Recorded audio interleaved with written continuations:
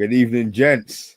I'm smiling, but my heart isn't smiling, boy. I've heard some news today that I'm really not feeling. I'm really not happy with, and I'm gonna be honest. It's changed my whole opinion on Amarim.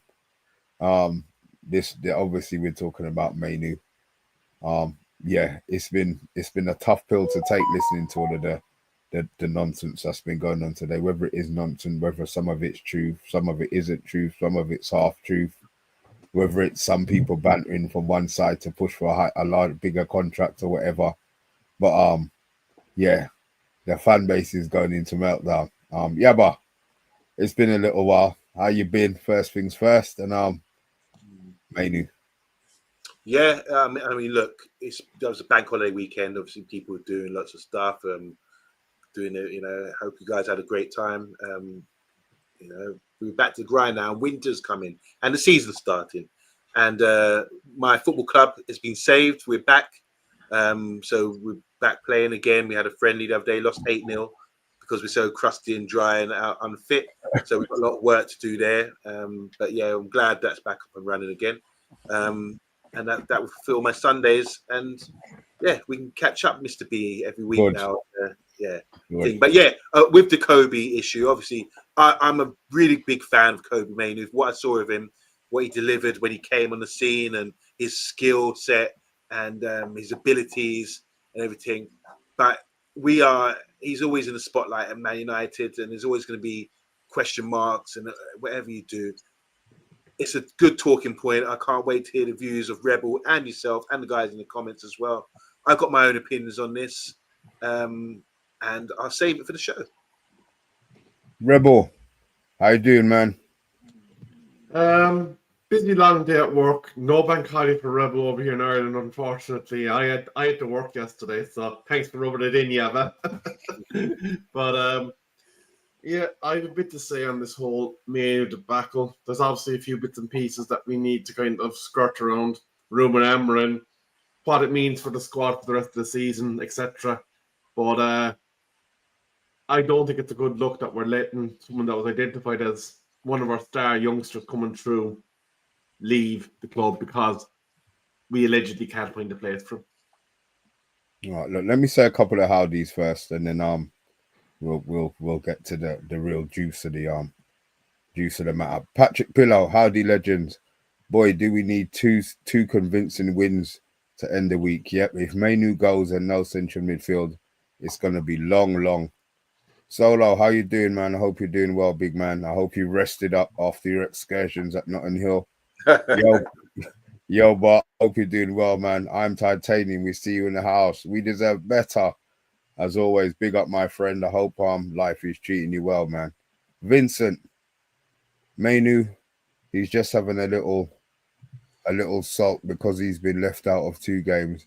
But let's forget he didn't have a little injury. I hope his father has a word with him and tells him to grow up and to be a man. His father ain't the one not playing football, bruv. So, let's I'm not sure it's anything to do with his pops. Tyrone, I think Manchester United are going to sell Kobe. We deserve better. I am so over Amarin. His 2-man midfield, Bruno in the 8. Where's it gone? What's going on here? I lost it. Sorry. I'm so over Amarin. 2-man midfield, Bruno in the 8. His substitutions, his starting lineups, his drama-induced presses get him gone. He had enough a long time ago. Tyrone is giving us a big up. Let's see what the troll is saying. But Kobe needs to play if he wants to be in Tuchel's first choice midfield. England are blessed with a lot of quality central midfielders. We always knew that Amarin plays a 2-man central midfield and that Mainoo won't support Bruno. 28 points from a possible 87. Let's have a look what else is on here before we start. Rosen Devil, I hope you're doing well, man. I enjoyed the bank holiday. I did. I bet you're still smiling, isn't you? How you doing, Tottenham? How you doing, Tottenham till I die? How you doing, Dams? I hope you're doing well, man. Right, guys.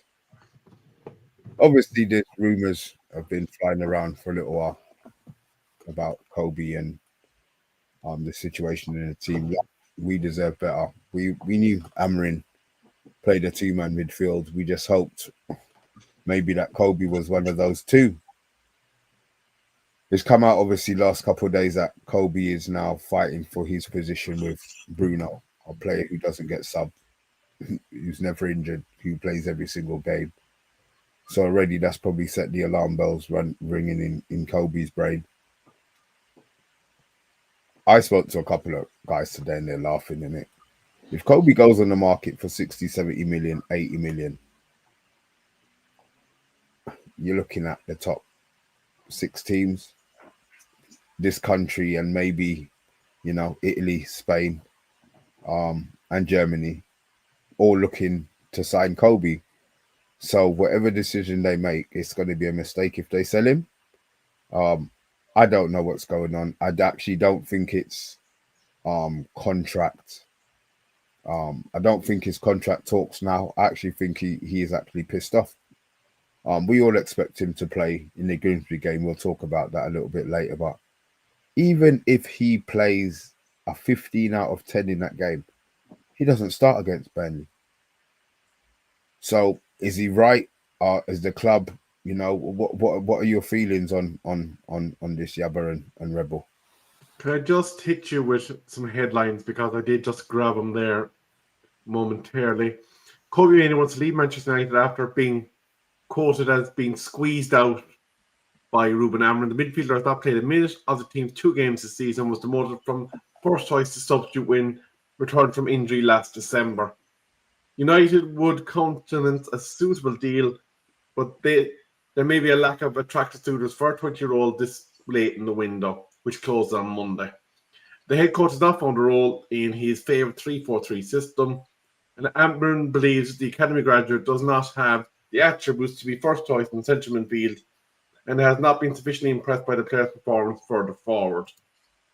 And then Mainoo is not the only player, and they go on to talk about Garnacho and all the rest of it after that. But that's kind of the headlines that they're speaking to on the various rags.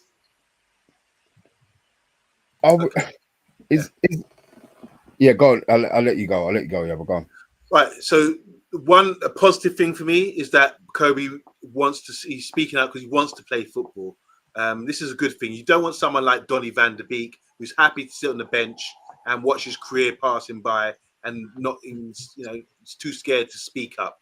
He wants to play. That shows character of the young man. He's a good player. He knows he's a good player. He's proved it when he's, had his little cameo when he first come on the scene. So for him to be speaking out, let's not say, it's a bad thing. That's a good thing. It shows that he's determined he feels he can earn a place in that side. And the manager is probably, like I said the other day, is challenging him to get the best out of him. It's psychological, maybe. How can I stimulate this guy to get him stop being passive, to get him aggressive and get him wanting it. So when he does get the place, he's going to do everything that the manager requires of him to keep that place, where you can't refuse to play him anymore. That's the ideal. That's what the manager needs to do. He's a young player, so he can afford to do that to a young player rather than an established player like Bruno, who's proved everything at the club. With young players, you can't, look what happened with Rashford and Sancho's.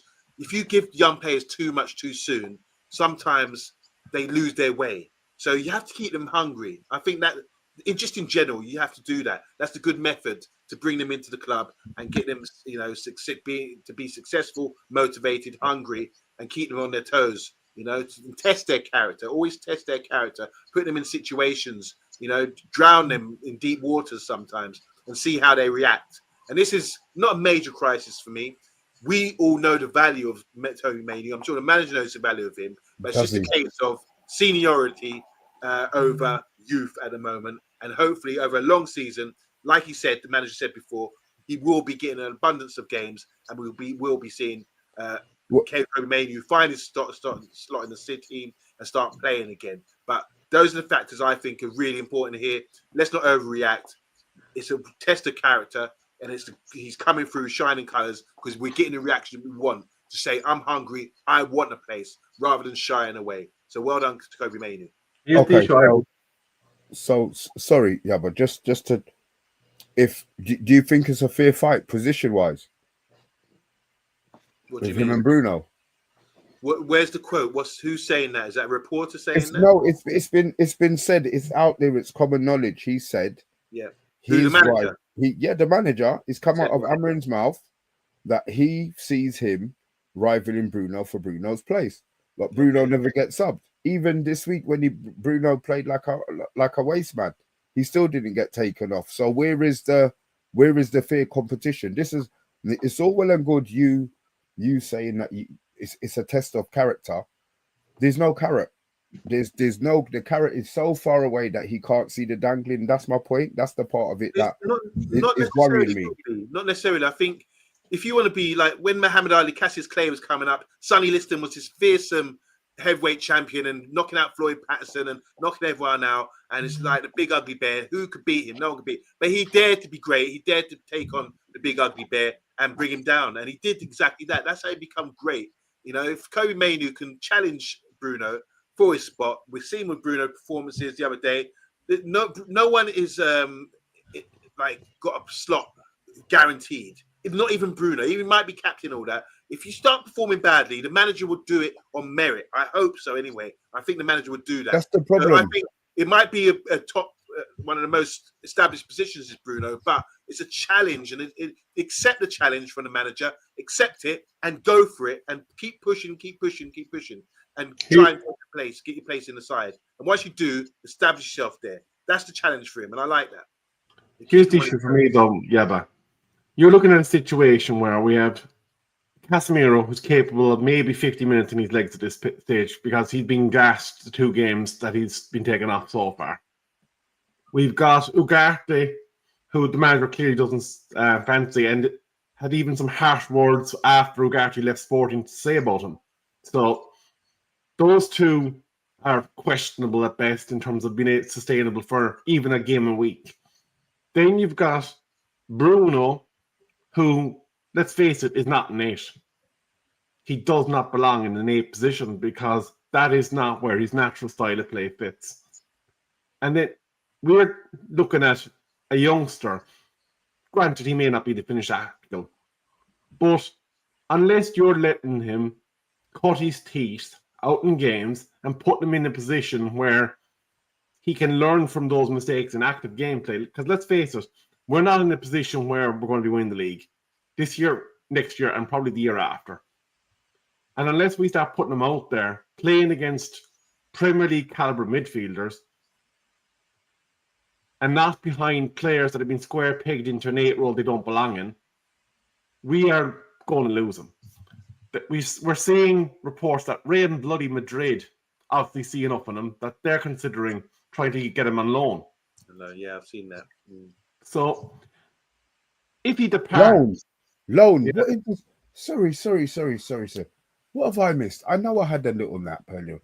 Loan. Yeah. No.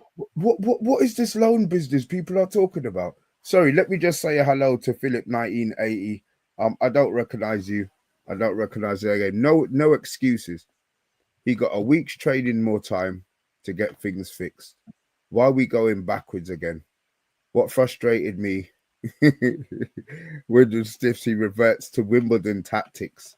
Maguire, that's your boy there. I think he's giving a little shout out to there. Yeah, but sorry, Rebel. Go on. Here's the issue for me, right? You let Mainoo go, whether it's on loan or whether it's on a permanent transfer, because he's been effed off by the club. That means then we have 3 players for central midfield. 3. Collier's got on loan. And we're looking at the likes of Mount and bloody Bruno playing in a deep role, which is highly concerning. Manchester United have no blueprint other than possibly paying well over the odds for a player, kind of panic buy-esque, same as we've been doing all under the Ten Hag era, all under the AVG era, these last minute minute.com deals that probably aren't the ideal fixture, but we needed to fit someone in there. Manchester United has no sense of balance in their squad. Ahmad's a 10, Mount's a 10, Bruno's a 10, Mbeumo's a 10, Cunha's a 10. Yet we're playing players in other positions just to fit them in. Like, I love Ahmad, but in order for it to be able to get away to put him as a wing back, you need your 6 to be on point, you need your 3 centre backs to be on point, you need your goalkeeper to be solid, you need everything else functional to allow for a player that possibly doesn't have one element of the gameplay that's required for that position to be plugged in there. We're trying to do it with multiple players, week in, week out. And for me, that's unforgivable. Like, as much as I love that we got Mbeumo and Cunha, we probably could have gotten away, unless we were selling some of the other 10s, with only one of them and addressing one of those other positions. Okay, just going to that Real Madrid news. So there is value. I mean, Xabi Alonso, he's really showcasing his skills with what he did at Leverkusen. Now he's at Real Madrid. Real Madrid could add one more signing before the summer window closes on Monday evening, with plans for a new midfielder after Dani Ceballos ended up at Marseille. Remember him from Arsenal? There have been rumours of an interest being shown in Adam Wharton. This is the Real Madrid media. But now another England international has come on the radar, and obviously that's Kobe Mainoo.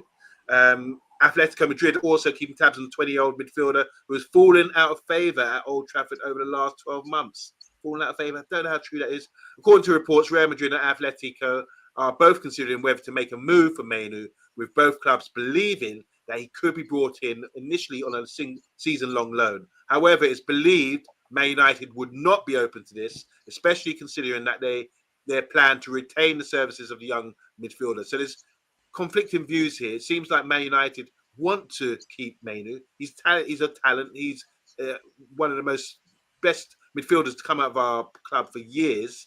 So I just think this is a bit of a overreaction. 2 games in, we haven't had the best results, and now it's like, oh, Mainoo should be playing instead of Bruno. He shouldn't be playing ahead of Bruno. It's just unfortunate to say the way the system is. It's Bruno and Mainoo fighting for the same position. Give it time. They will both get games. They will start getting games. Bruno could get injured, even though he doesn't. Or Bruno could have a bad spell. And Kobe can come in. Let's see. At the end of the season, if probably Kobe can get 30, 40 games, it could still be enough to showcase his talents and get a World Cup spot like he did in the last international tournament. So I just think there's a bit of overreaction here. Kobe's a great player. I think Man United want to keep Kobe. There's no issue like that. It's just that we're basing it on journalists that like to spin the stories, and a few quotes from Amarin where he's saying, yeah, Kobe's going to get games. Everything seems positive from the quotes if you take them on face value. And we're just upset as a fan base because we're not getting the results, and we're saying, oh, Kobe didn't play. Let's all focus on that. Yeah, but can I ask you this? So, are you happy to continue playing multiple players out of their main position, so going forward throughout the entire season, aka Bruno, Ahmad, and all these Luke Shaw playing as a centre back? We play Maz. Luke Shaw can't play anywhere else, bro. I understand. Maybe I'm nitpicking, but Luke Shaw, that we're playing. It's more mid. Our issue is more midfield. I think the issue is midfield. Players. I don't think it's back defense. We're playing multiple players though out of position. I suppose that's the point I was making. Is a part of the sum total. Bruno is one of 3 that I see. I know Shaw can't play wing back anymore, but let's face it, Ahmad and Bruno aren't playing in the role that they should be playing. Well, that's 2. That's a couple, not multiple. I think with the new system, we have to give it more time. We have to be a bit more patient. How much more time though, Yabba? He's had because I've seen a comment, but I want to say big up to I'll just read this one out from Phil. He's saying if he's sacked tomorrow, he couldn't have any complaints. Lads, 7 wins out of 29 is a sackable offence by its own standards. And if you compare that to what Gary Neville did at Valencia, very similar record as well. And everyone says Gary Neville's a poor manager. But I do think if you're going to establish yourself, you have to have patience as a manager, as a fan base, and you have to back the manager. He's come in, he's going to turn things around, but it's going to take a slow process. We have to be sitting in the strap in for the ride, because if we start after 2 games now saying, oh, it's a bad reaction. For me, it's an immature reaction, and it's a naive reaction to be coming out like that after 2 games. A tough game away at Fulham, where we had a penalty, we had a lot of good chances, and we got a draw, and then we lost against Arsenal, who by a single goal, who Arsenal have been clearly a better team than us over the last few years at home. So I just think let's have this discussion later on in the season when Amazon played a few more games, when there's more squad rotation. As you know, look at Newcastle yesterday. They had 3 players injured in 1 game. So there's going to have to be. You can't compare us to Newcastle. Would we have done what Newcastle did? Those players put themselves on the line for that game to get themselves back in it. If we go 2-0 down in any game, can you see us having the fight at the moment? Even now, as the season's just started, to be trying to you see how Newcastle they battened down the hatches and they went for it. I don't see our team doing that. I'm not going to say it's a formation thing because I still think to a certain extent the formation could work. My issue with Amrin is just his stubbornness not to try different players in what he's got. There has to be a combination. We're all looking at it saying none of the combinations are going to work. There has to be a combination that works in there. In the midfield 2, you mean? Yeah, midfield 2. Or the whole midfield 4, or maybe the whole of the midfield 4. Dorgu's going to play. We know Dorgu's going to play. We see Bruno as the issue. But you know, we all want Mainoo to play. Where does he play in there? You know, he says as I said, I'll go back to it again. He said his competition is nice when it's fair competition. And I'm not sure it's fair, that's all. Would you agree, looking at assessing the squad and the number of players that we have to a position, that a club with a brain cell in its head would have said, right, we have too many 10s. If you want Mbeumo and Cunha, you have to move on Mount, Bruno, Ahmed, at least 2 of them. And we need then to look at your 6 and 8 positions. We need to look at your wing back positions and look at positions where we clearly do not have the cover. We don't have it in the goalkeeping position. We don't have it in the wing back positions. We don't have it at 6 and 8. We do have it at wing backs. I think we don't. Tomorrow we play Grimsby, and like you said, how many players can play wing back? We've got that Diego Leon guy. We've got Dorgu. We've got Dallo. We've got Maz to come in. We've got Ahmad as well. I mean, there's a multiple players there that can play in those positions. I do think we're taking steps forward, but the goalkeeper situation, and yes, this is not so much the Bruno situation midfield, it's the partner of Bruno, which is the real issue for me. So we talk about Kobe and forget that. It's Bruno and Kobe with someone else, and that someone else is the position we need to fill, because Casemiro and Ugarte are not dynamic enough, I believe, and don't hold enough, and are too open for the Premiership right now. So we need a player in that position to really solve our midfield issues, because you could say put Kobe in, but he's still partnered with Casemiro, who you say can't play for more than 50 minutes. You see what I'm saying? So that is the position in Amrin's system. He's got one midfielder that's big and strong and holds and sits there and steps the ball and starts things over, and a more creative midfielder beside him. So it'll be a 6 and an 8. The 8 is more creative guy. That'd be Kobe or Bruno, and I'm happy with those 2. It's just the other person, number 6, who's not fulfilling the duties that the manager wants of him, which is making us look a bit lackluster. So do you think Bruno's? So you think Bruno's filling? You think Bruno's doing what the manager's asking of him? No. Well, we can see. I mean, we're watching games, aren't we? We're seeing certain times when Bruno's sort of.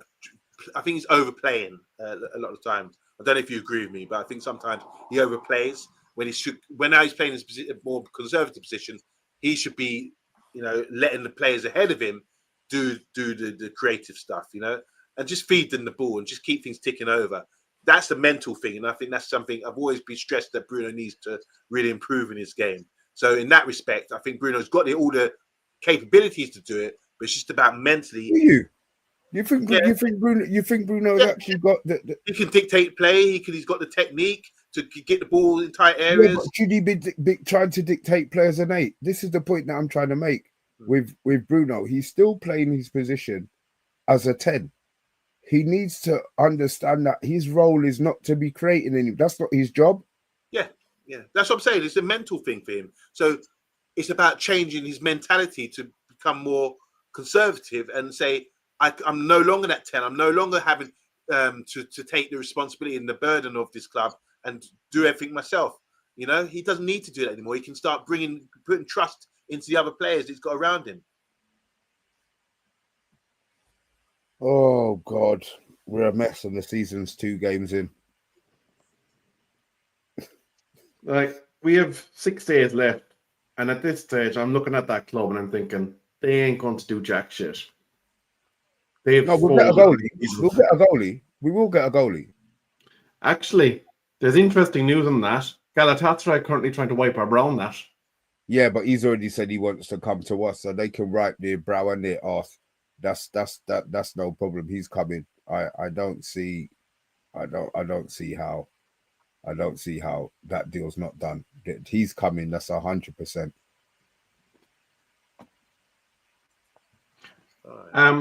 Actually, I'm going to kind of, because you mentioned 3 more players. You mentioned Onana has got spat his dummy out, Antony and Hojlund. Antony and Hojlund, guess what they're leaving on? LOAN. Yeah. I imagine before the season we were talking about all of these, how much money the club was going to be getting and how it was going to help all of the transfers. 6 days in, we loaned out Rashford. We've still got Malacia. They sat down there and waited. He sat down there and waited. What's his name? Antony waited for them to sort out the deal to get them done. Now, what is it? 5 down payment and 30 million guaranteed, right?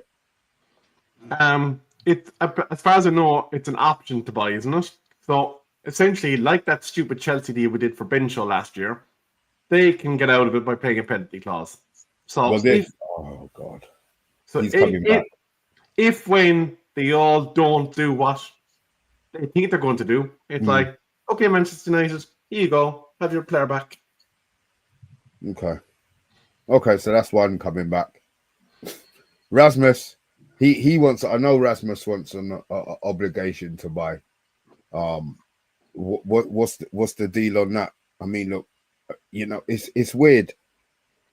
Our best 2 games of pre-season were when -9 played. If you look at what we've done, and I think we've regressed since he hasn't been playing. I'm not saying he made us play better. I'm just saying that the striker in a striker role, I thought made us play better. I'm trying to be positive on what has been really quite a negative day, news wise. I know obviously there's people in the chat who probably feel that it's all nonsense, and it's all paper talk, them trying to divide the fan base. Well, I think it has, to be fair, because my thing is if the club let him go, it's not even an Amarin decision. Sometimes the club have to say he ain't going. And if Amarin, I'm not saying if Amarin doesn't like it, he's got to leave, but there has to be a way of getting him into this team. I understand we've got 7 number 10s, granted, but Ahmad plays all right out there at that position. He did okay last season. He didn't score too much at 10. He was scoring playing as the wide, as the wing back. So I understand why Ahmad's there, but it's always until we start winning games, it's always going to come back to the central midfield position. Always going to come back to the central midfield conundrum. Yeah, clearly that's the issue right now. You don't have to be a genius to work that out. And it's just a case of taking steps towards that. We've made some positive signings. It might not be, look, if these guys are available, Mbama and Kukunya, we go for it. Sesko, wow, who would have thought we would got a player of that caliber, who's really rated as a young player in Europe, So I'm really happy about those signings. Just that it's the order of the signings. You got the priority would have been probably a goalkeeper, midfielder, but it doesn't always work out that way. We had to get what was available at the time, and I'm really happy with the signings we got. It's just a case now. What's next? We need to address those two positions, goalkeeper, midfielder, and we've got a few days left. If there's money in the bank, maybe we can do it, and maybe we see. But if it's not available, why rush in and do that? Let's just continue building a project that I believe will eventually breed success. So rather than turning our back on the side now, and I'm reading all the comments, and I'm thinking, oh my God, people are so impatient. It's like 2 games in, they're not seeing any kind of You think it's 2 games? Oh, because yeah, they're saying you think it's 2 games? There are 2 games in this season, and the talk is about we're playing poor or whatever. But if we get better players in certain positions, you'll see an improvement. And with time, training, you also see an improvement. So let's just wait. I mean, just wait until at least a couple of months where we can at least have an assessment of 12, 15 games to see how we performed over that period. With all due respect, the midfield hasn't changed. The midfield is the same midfield that underperformed last year. So there is a run of 15, 20 games with that midfield. It's not going to improve. There's no fixing the current options that are available in that midfield without a different party being involved in trying to change the dynamics and the way that they link up with a given player. Yeah, I agree. The hammer is there. There's there's a good reason to be, I suppose, downtrodden and feeling like the season's going to be a failure because the midfield is the same failed midfield from last season. Yeah, that's what I just said. I mean, I said the same thing. I think unless you get better personnel in, you're not going to see that improvement. So it's like I said, the priority of signings is not always going to go the way that we want it. We've got Sesko, we've got Cunha, we've got Mbeumo, but we didn't get the midfielders, and that's being highlighted now. We're talking about midfield the whole show. The previous show, we'll be talking about midfield tomorrow against Grimsby when they probably give us 25 minutes worth of pressure and maybe create a few chances. So that is, if we get better personnel in there, like the guy from Brighton, for example, then we will clearly have a better chance of performing better. Because last season was the same issue again. I remember Mr. B, we were talking about midfield a couple of seasons ago, weren't we? About McFred and all that kind of thing. It's been a long-term issue for us. You need established guys in there. I just want to big up to a wiry kid who's early 20s called Ryan Gravenberch, who last season really stood out for me as a great player in midfield because he was given the confidence to keep playing. And he looked one of the best midfielders in Europe, in my opinion. And last night as well, he was outstanding for Liverpool. So it's about consistency and getting game time. And I think when you got players like Kobe, and you get him in and you give him game time, and his little faults. I remember last season, he's not physical enough to play in that position, and it's like, come on, we can criticize everybody, critique everyone, and find a weakness. Everyone's got their kryptonite as a player, but let's focus on the positives about what he does do well. These are things, and work on that, and then try and improve the weaknesses as well. That's all you can do as a manager and a coach, and as a player, work on your strengths and your weaknesses to become an all-round complete player. All the best players Messi has some weaknesses. He might get bullied in the air or something like that. So he works and he ain't got a right foot, for example, but he works on his strengths and he becomes a great player. Ronaldo had some. Yeah.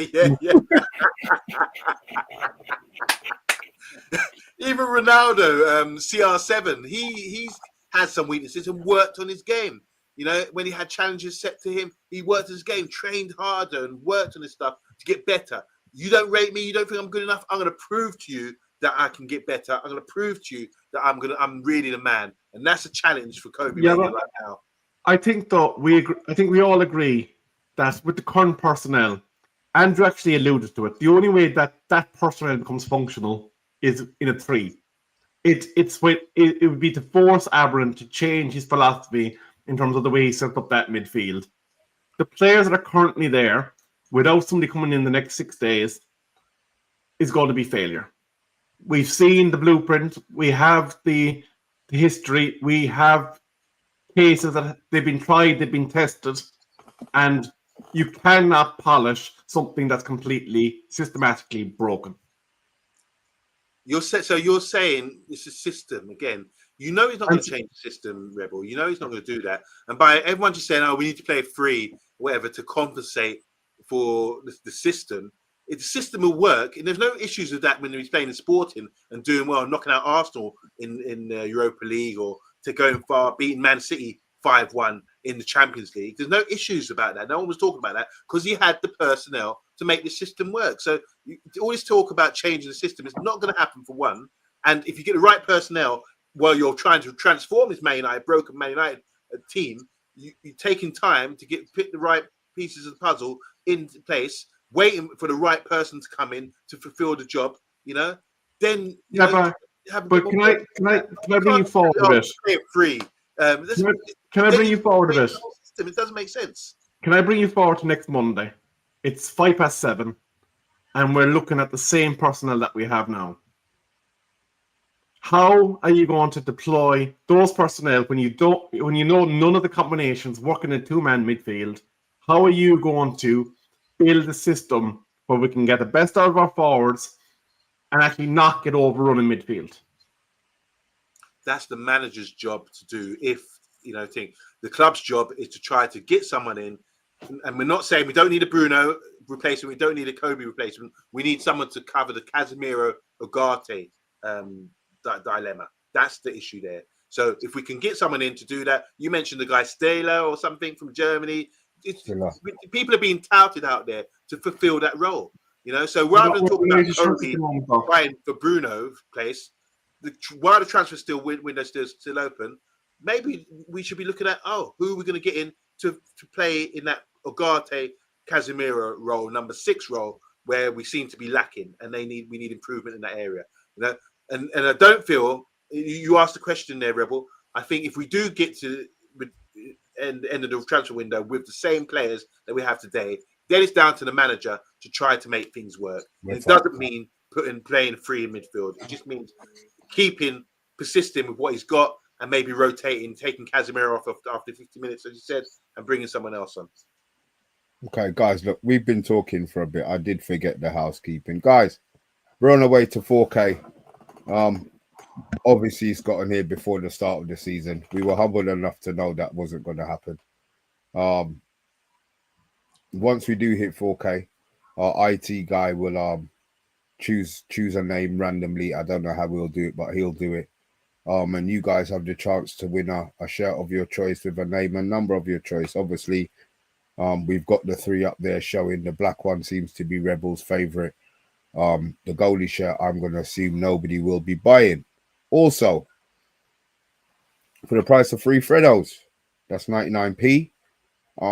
You have the option to, you have the chance to win a signed by Robson shirt with a certificate of authenticity. Also, you have the option, you have the chance to join me on the to join me on the Premier League Mix Zone on a Friday, whether it's 5 minutes, 10 minutes, or the whole show, to give your opinion on all things Premier League.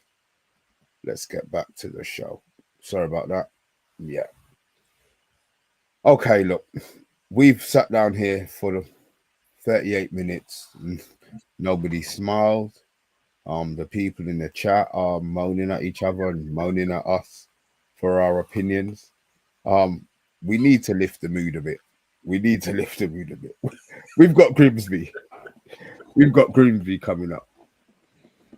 A game that, look, let's be honest, we're going to win.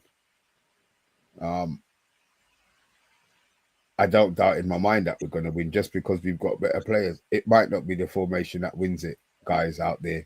Let's be honest. It might not be the formation that wins it, but it's a game that we're going to win. We're in the second round of the Coca-Cola Cup for the first time in, I couldn't even begin to know when the last time we played in this round, but it gives the opportunity for players to have a run out and a chance to maybe prove their worth to the team. Moving forward now, I think even if we beat them 7-0, it doesn't change what Amrin's going to be doing for the Burnley game. But we'll talk about this game because this is the game that's first. Obviously, Grimsby have won their last 3 games at home. Their top scorer at the moment is Cabea, who will be playing. Oh, him, that guy. Yeah, that guy. They've already said, the manager's already said, I could tell you the manager's name, but I have no idea what it is. But he has been quoted as saying he's going to go strong, which means that he's going to show Man United a level of respect, I suppose. He wants to win the game. Can you imagine the scalp if they beat Man United? So he's going to go strong. The team that it looks like he will be going with is Pym in goal, Staunton, McJanet, Warren, and Wodgers. All right. Yeah, McEachran as the holding midfield. They play 4-1-4-1. McEachran. Who's the holding midfielder? McEachran. Is that the former Chelsea guy? I doubt Josh. it very much, but it could Josh be. McEachran? I have no idea. Did he play holding midfield? Yeah, probably at his age. Maybe. Burns. Chelsea. Burns left mid. Amalazor right mid. You got Tory and Kokori, and obviously Kabay up front. Now, obviously, Yaba, you are being very silly in saying yes after I called their name. I have no idea who they are either. But that's what happens when you play these teams who are lower. I've given you the information that I have on hand, and the information that my agents told me. It's probably more about what you think we're going to be playing, to be fair. Yeah. I must say, I've been to Grimsby. I took a trek up there one time. It's right by the coast, and there's not much there, to be honest. It is a grim town in Grimsby. But yeah, long way away, but obviously not too far from Manchester. But what league are they in, Mr. B? Division They won 2. the last game, League 2. So it's just one off the conference. So I can't. Yeah, it's a massive game for them. I'm sure it's going to be a full house, and they're just going to throw the kitchen sink at us. It's up to us to show our quality and come through. And you could say with us just playing domestic football, we've got 3 competitions. That'd be the League Cup, FA Cup, and the league. So probably got 2 competitions to play for, being the cups, domestic cups, I imagine, because I don't see us winning the league. So we have to take this serious. I know you're saying it's the first round. Do you rotate or do you start? The question would be, do you play your strongest side, get to half time, hopefully you can free up, and then bring the youngsters on, or do you risk the youngsters and they get overwhelmed by these big physical units who are playing second division football? Okay. So what are you thinking, Gabba? I think the manager. If I'm the manager, you don't want to take a risk. You start with a strong side. The only change I'd make would be maybe bring Kobe in and bring Xerxes or someone like that to play. Maybe play Diego Leon. I don't think that's make us too weak. Honestly, you're going to play Leon instead of Dorgu. Maguire instead of Delit. I think that's a good change. Maguire for Delit, yeah. And maybe play Heaven instead of Shaw. So it's not too much of a drop. I'm not, what we used to do, like Arsenal used to do, Man United used to do, is play the whole youth team, basically. You can't risk that against Grimsby because of where we're at. The fans would just lose their minds. Rebel would just imagine Rebel, he would just lose it if we lost against Grimsby. Are you not starting Sesko tomorrow? Yeah, I would start him. Of course I would. Yeah.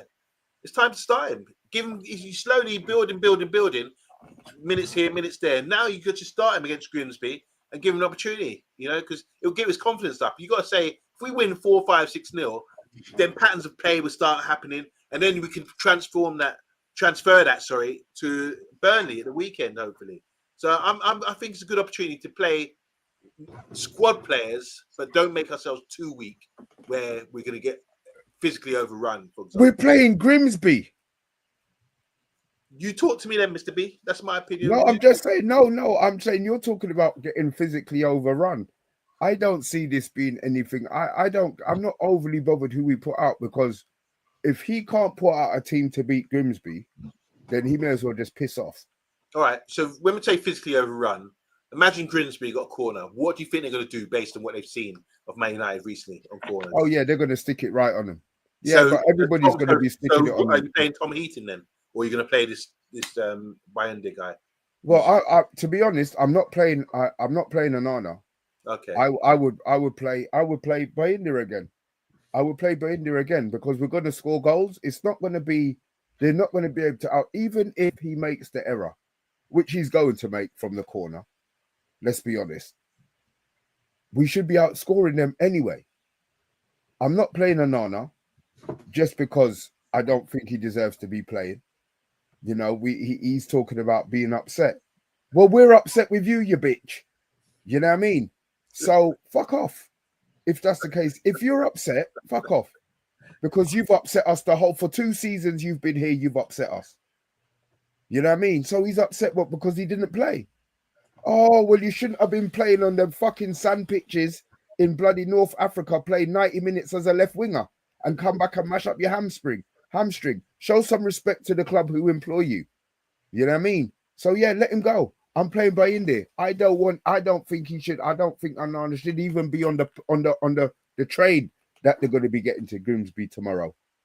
So I'm not starting him. No, I would start by India, to be fair. Heaven, yeah, deserves a game. I can trust him. Maguire, I'll play Maguire just because he probably deserves the game. Euro, the Rolls Royce, he can probably play the game, but who plays in Euro's position? Who you dropping? Who you going to play in Euro's position?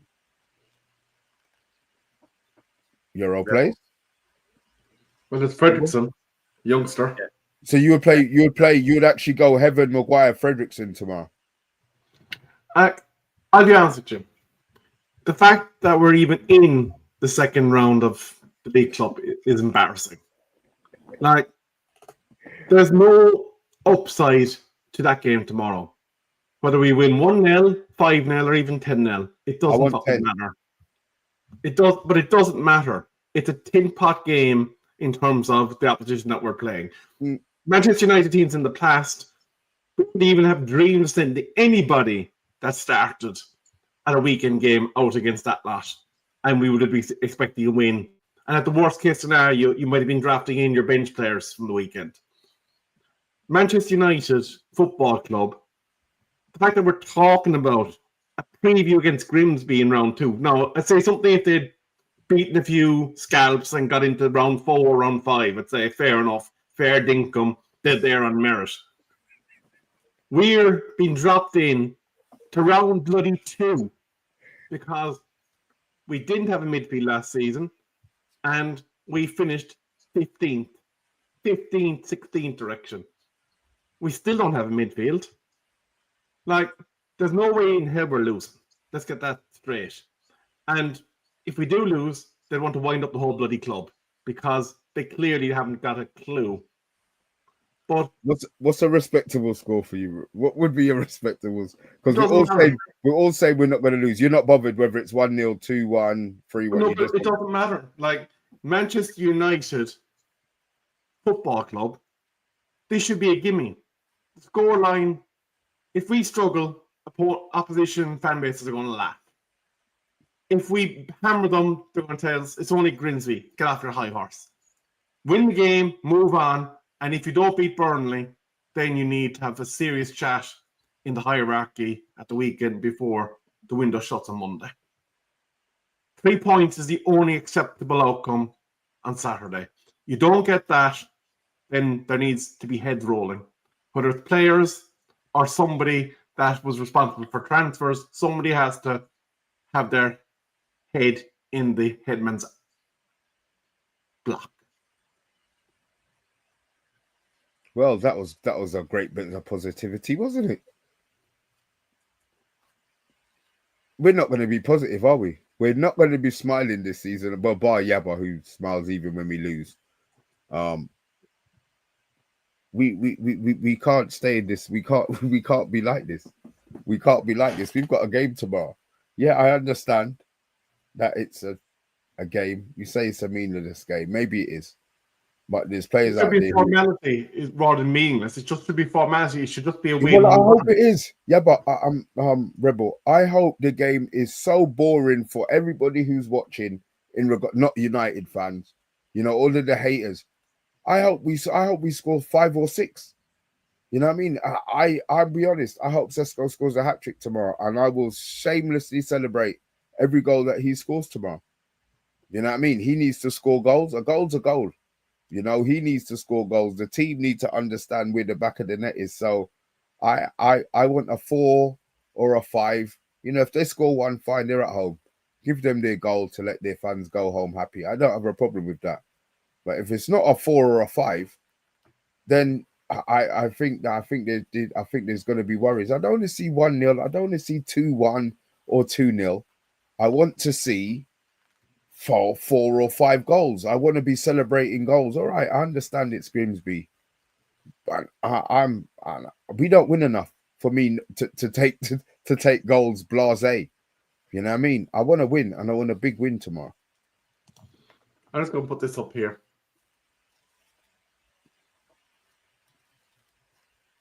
Yeah, I mentioned that earlier. Yeah. Like, this is the reality that we're looking at.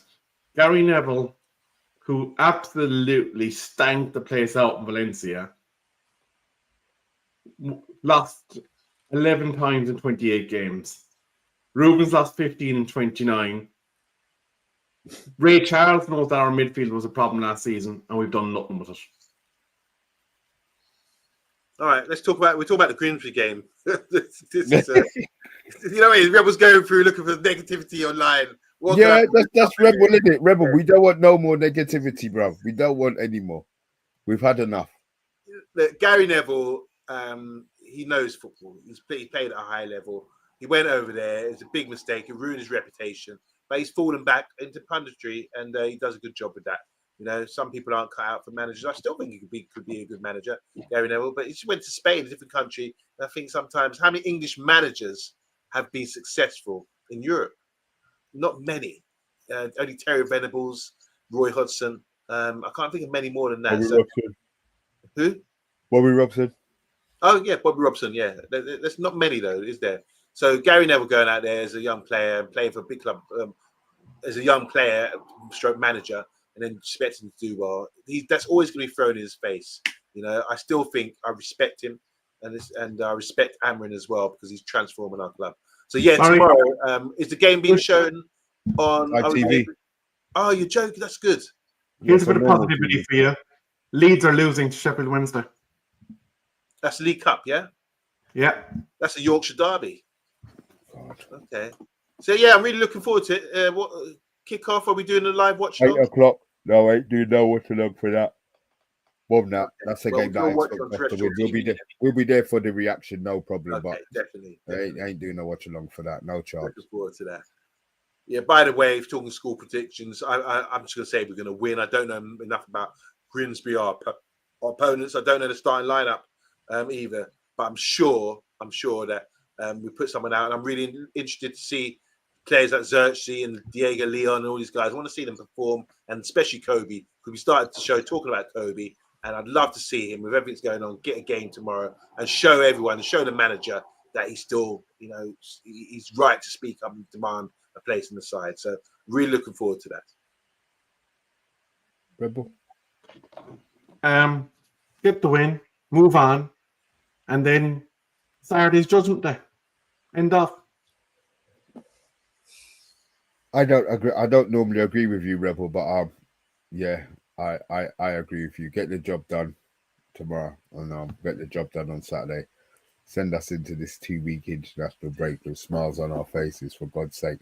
Guys, if you are still watching, please hit the like button. I needed 25. I'm actually going to ask for 35, because I know some of you that watch it afterwards. Right up to the end. So I'm looking for 35 likes for this. We will be back tomorrow for the reaction show. If we lose to anyway, look. Yeah, we'll be back for the reaction show tomorrow. I'm not sure who it's going to be, but it'll be one of us on here, and maybe somebody else, or maybe all 3 of us and somebody else, or maybe just me and nobody else. But look, we will be back tomorrow. Rebel, you're itching to say something, and I can see you jumping in your chair. Well, I'm just going to say Mr. Porter Sancho is sitting at home with his feet up, taking 250,000 bands, sticking it in his bank account, and he doesn't give a hooch. That's where Sancho is. And thank God for Amarin for getting these bad cultured players out of the club. Well done. He And hasn't now, got the form of and club. now, and now we want. And now, kind of. You know what? Sorry, before we do go, is Amrin a coach or manager? Head Coach. coach. So technically, he had no say over the players that came into the club, right? He could contribute and give his opinion, but he did not dictate the players. That was the responsibility of our friend from City, Omar, and his team. So we're moaning at Amarim, but he hasn't had the tools to do what he wants to do. But at the same time, everyone was cussing Ten Hag, saying, "Oh, these Ten Hag's players, he's brought them in." I'd just like to point out one thing, though, just to close the show on. He's been shouting from the rooftops that he wants a dynamic mobile midfielder. And guess what he didn't get? A dynamic mobile midfielder. Probably waiting for the right one to turn up. Availability. Right.